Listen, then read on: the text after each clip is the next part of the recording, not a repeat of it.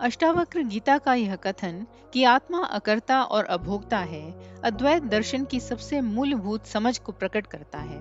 सामान्यतः हम यह मान लेते हैं कि मैं कर्ता हूँ और मैं भोक्ता हूँ, पर अष्टावक्र इस मान्यता को जड़ से प्रश्नांकित करते हैं। वे कहते हैं कि आत्मा शुद्ध चेतना है, निष्क्रिय, निर्विकार और अचल।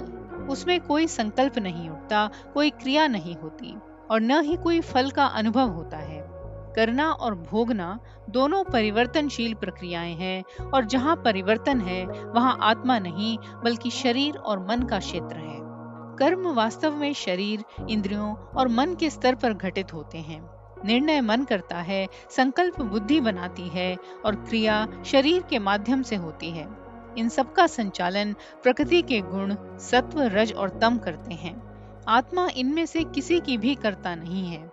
वह तो केवल वह प्रकाश है जिसकी उपस्थिति में ये सभी क्रियाएं संभव होती हैं। जैसे बिजली के कारण पंखा घूमता है पर बिजली स्वयं घूमती नहीं, वैसे ही आत्मा की उपस्थिति में कर्म होते हैं पर आत्मा कर्म नहीं करती। अब प्रश्न उठता है, तो कर्ता कौन है और कर्म का उत्तरदायी कौन है?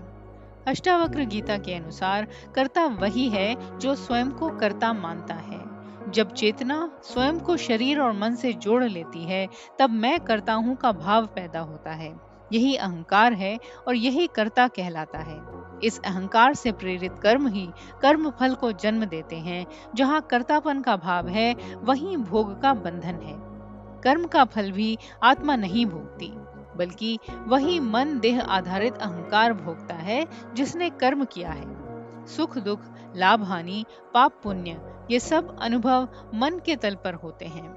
आत्मा इन अनुभवों की साक्षी है, पर उनसे प्रभावित नहीं होती। जैसे पर्दे पर चल रही फिल्म में आग, युद्ध या आंसू दिखाई देते हैं, पर पर्दा न जलता है न रोता है, वैसे ही आत्मा पर कर्मों का कोई प्रभाव नहीं पड़ता।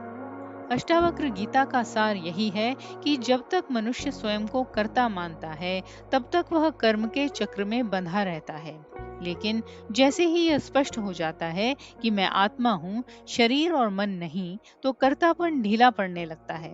कर्म होते रहते हैं, जीवन चलता रहता है, पर भीतर कोई करने वाला नहीं रहता। इसी स्थिति को अष्टावक्र मुक्त अवस्था कहते हैं, जहाँ कर्म बिना कर्ता के और भोग बिना भोक्ता के घटित होते हैं और आत्मा सदा साक्षी रूप में शांत और स्वतंत्र बनी रहती है।